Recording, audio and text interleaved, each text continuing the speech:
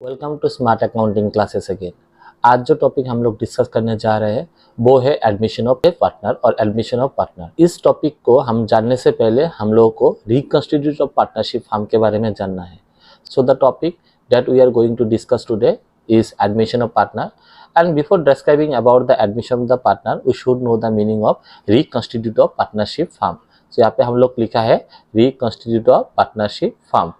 Okay, so reconstitution of partnership firm, so this is the term. So reconstitute of partnership form का meaning क्या है? तो यहाँ पे लिखा है reconstitution of partnership form mean changing the existing deed. मतलब जो भी बिजनेस का पुराना जो भी पार्टनरशिप डीड रहेगा उस डीड में अगर कोई टाइप के एनी चेंजेस, उस डीड में कोई भी चेंजेस किया जाता है तो उसको बोलते हैं रिकंस्टिट्यूट। When the old deed is changed and changed, that is known as the reconstitute। मतलब जो भी पार्टनरशिप बिजनेस में जो भी पुराना डीड और पुराना एग्रीमेंट रहेगा उस एग्रीमेंट को अगर किसी टाइप में और किसी प्रकार का चेंज किया जाता है तो उसको बोलते हैं रिकंस्टिट्यूट ऑफ पार्टनरशिप। जैसे कि 2020 में मानिए कि एक बिजनेस स्टार्ट किया था, ये दोनों पार्टनर मिलकर एक बिजनेस स्टार्ट किया था और इस बिजनेस में जो भी उन लोगों का बीच में पार्टनरशिप डीड था, अभी किस कारण से 2023 को वो बिजनेस में जो भी उन लोगों का पुराना डीड होगा, ओल्ड पार्टनरशिप डीड है, उस ओल्ड पार्टनरशिप डीड में वो लोग कुछ चेंजेस करना चाहते हैं। तो यहाँ पे कुछ टाइप का चेंजेस वो लोग करना चाहते हैं, तो वो उन लोग उसके लिए उसको क्या करना पड़ेगा, ये जो पुराना डीड है इसको पूरा सब पूरा कैंसिल करके एक नया पार्टनरशिप, न्यू पार्टनरशिप डीड उसको प्रिपेयर करना है उन लोगों को। तो इसको बोलते हैं रिकंस्टिट्यूट ऑफ पार्टनरशिप फॉर्म और रिकंस्टिट्यूट ऑफ पार्टनरशिप। मतलब पुराना डीड में कोई भी चेंजेस करने से उसको बोलते हैं रिकंस्टिट्यूट। ठीक है, तो इस कंडीशन में क्या होता है ना, बिजनेस बंद नहीं होता है, the business is not dissolve but the agreement among और between the partners is rearranged और रिकंस्टिट्यूटेड। यहाँ पे क्या होगा, यहाँ पे बिजनेस बंद नहीं होगा लेकिन बिजनेस का भी जो भी एग्रीमेंट रहेगा उसमें चेंजेस किया जाता है। ठीक है, तो यहाँ पे वेरियस कारण लिखा हुआ है, द वेरियस रीजंस और the various reasons are there for which are taking place in the reconstitute of partnership. Some of them, उसमें से कुछ लिखा हुआ है एडमिशन ऑफ ए पार्टनर। देखिए, एक बिजनेस में दो पार्टनर था, अभी वो लोग चाहते हैं वहाँ पे और एक पार्टनर लेने के लिए। तो दो पार्टनर के बीच में जो भी पार्टनरशिप डीड है, दो पार्टनर के बीच में जो भी पार्टनरशिप डीड रहेगा उसमें से उस डीड में तो इन दोनों का नाम ही मेंशन रहेगा, इन दोनों का नाम ही रहेगा, इन दोनों का कैपिटल रहेगी, इन दोनों का एड्रेस वगैरह जितना भी है, rules regulation relating to this to partners will be there.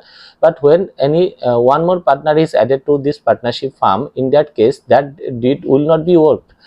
ये डीड काम नहीं आएगा। क्यों काम नहीं आएगा? इस डीड में इन दोनों के बारे में ही लिखा हुआ है। जब नया पार्टनर आएगा तो जो पुराना डीड को कैंसिल करके एक नया डीड बनाना पड़ता है, और जो भी नया डीड बनाएगा उस टाइम पे जो पुराना डीड को कैंसिल करके नया डीड प्रिपेयर करेंगे तो उसको बोलते हैं रिकंस्टिट्यूट ऑफ पार्टनरशिप। नेक्स्ट कंडीशन में है रिटायरमेंट ऑफ ए पार्टनर। मानिए कि एक 3 जन पार्टनर था, केस को थोड़ा उल्टा कर देते हैं, 3 जन पार्टनर था। अब ये 3 जन पार्टनर मिलकर जो भी पार्टनरशिप बिजनेस स्टार्ट किया था उसमें से अभी कोई भी पार्टनर रिटायरमेंट लेना चाहते हैं, मतलब मानिए कि किसी कारण से वो पार्टनरशिप बिजनेस में रहना नहीं चाहते हैं, तो वो जब इस बिजनेस से निकल जाएगा तो जो बिजनेस स्टार्ट करने से टाइम पे, बिजनेस जब स्टार्ट हुआ था उस टाइम पे उन लोगों का एग्रीमेंट जो भी प्रिपेयर किया था उस एग्रीमेंट पे इन तीनों का नाम है, इन तीनों का प्रॉफिट शेयरिंग रेशियो होगा, इन तीनों का कैपिटल भी मेंशन है। अभी एक पार्टनर यहाँ से रिटायर हो जाने से तो बिजनेस का पार्टनर कितना हो जाएगा? 2 हो जाएगा। तो पुराना डीड को कैंसिल करके जब नया डीड बनाएगा उसको भी हम लोग रिकंस्टिट्यूट ऑफ पार्टनरशिप फॉर्म का एक एग्जाम्पल समझ सकते हैं। नेक्स्ट है डेथ ऑफ ए पार्टनर। मानिए कि पार्टनरशिप एक बिजनेस में 3 पार्टनर था, किसी कारण से एक पार्टनर का देहांत हो गया, one partner is died. In this case, in that case the old deed will not be worked because in that old deed names of the partners are there। हाँ, 3 पार्टनर, तीनों का नाम है, तो उस टाइम पे हम लोग पुराना डीड को कैंसिल करके एक नया डीड बनाएंगे जिसमें वो डिजीज जो पार्टनर है, जो पार्टनर का डेथ हो गया उनका नाम नहीं रहेगा। तो इस केस में इसको बोलते हैं रिकंस्टिट्यूट ऑफ पार्टनरशिप का एक एग्जांपल। नेक्स्ट है changing the profit sharing ratio. मतलब मानिए कि 2 पार्टनर है, इन दोनों पार्टनर ने पहले बोला था कि हम लोग 1:1 में लेंगे प्रॉफिट। 1:1 में प्रॉफिट लेने का मतलब होता है कि अगर 100 रुपये का प्रॉफिट होता है तो 50 रुपीज़ एक पार्टनर लेगा और 50 रुपीज़ दो और एक पार्टनर लेगा, तो वो लोग प्रॉफिट इक्वली डिस्ट्रीब्यूट करेगा, मानिए कि डीड में लिखा हुआ है। अभी किसी कारण से देखा कि ये जो पार्टनर है, एक पार्टनर ना बिजनेस में वर्क नहीं करता है, बिजनेस में काम नहीं करता, और एक पार्टनर बिजनेस में बहुत सारा काम करता रहता है, तो वो उन लोगों के बीच में एक कंट्रोवर्सी हुआ है और उन लोगों के बीच में एक एग्रीमेंट हुआ है कि आज से हम ज़्यादा पैसा लेंगे, आप थोड़ा कम पैसा लेंगे। तो यही बात को जब वो लोग पुराना डीड में डीड से हटाना चाहते हैं, तो पुरानी डीड को कैंसिल करके एक नया डीड प्रिपेयर करेगा, न्यू पार्टनरशिप डीड एक बनाया जाएगा, तो उसको बोलते हैं रिकॉन्स्टिट्यूट ऑफ पार्टनरशिप। नेक्स्ट है अमालगमेशन ऑफ टू फार्म्स, मानिए कि एक फार्म में इन फार्म में ये दो पार्टनर है और एक फार्म में इन दोनों में और एक पार्टनर है, ये दो पार्टनर है, तो यहाँ पे भी उन लोगों का एक पार्टनरशिप डीड है और यहाँ पे भी उन लोगों का एक पार्टनरशिप डीड है। अब ये दोनों फार्म मिलके एक फार्म होना चाहता है, तो एक फार्म होने से पार्टनर हो गया 4 जन, डीड है सेपरेट सेपरेट, तो इन दोनों के इन 4 जनों के अंदर में एक नया डीड प्रिपेयर किया जाएगा, तो उसमें उसको बोलते हैं रिकॉन्स्टिट्यूट ऑफ पार्टनरशिप। तो यहाँ पे I think all of you have understood what is the meaning of reconstitute of partnership and the various examples relating to the reconstitute of partnership. Now as per our a topic concern, the most important topic for your for the class 12, that is the admission of a partner. So यहाँ पे admission of partner में लिखा हुआ है कि जब कोई भी पार्टनरशिप बिजनेस में, जब पार्टनरशिप बिजनेस में एक नया पार्टनर आएगा और एक से ज़्यादा पार्टनर बिजनेस में इंक्लूडेड होता है, तो उसको बोलते हैं admission of partner.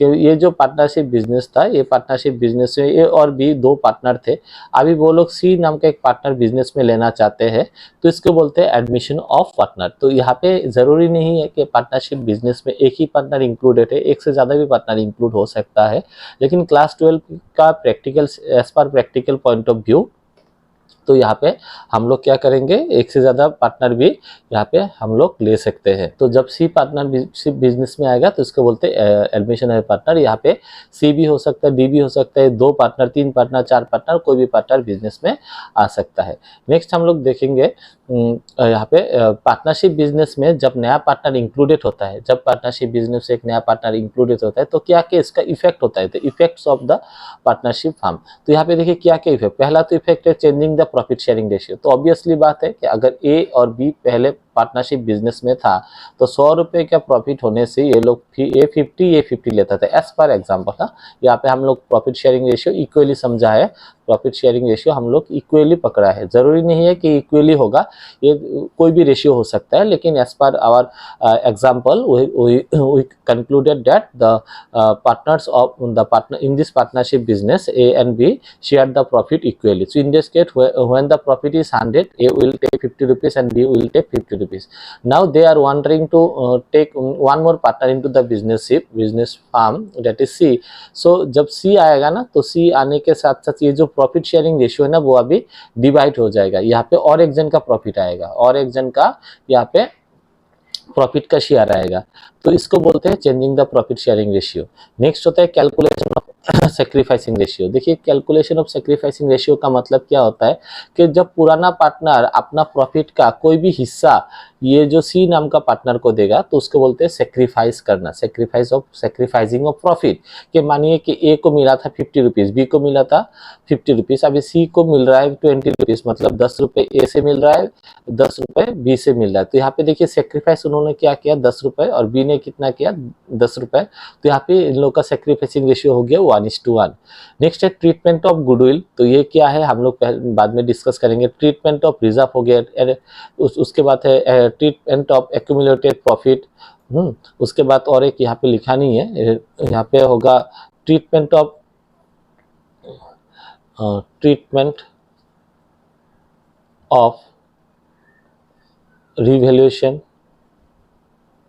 Revaluation of assets and liabilities. Treatment of revaluation of assets and liabilities. तो आज जो टॉपिक हम लोग डिस्कस किया है, यहाँ पे हम लोग बेसिकली हम लोग जाना है रिकॉन्स्टिट्यूट ऑफ पार्टनरशिप फार्म, और पार्टनरशिप इसका हम लोग जाना है मीनिंग और रीजंस।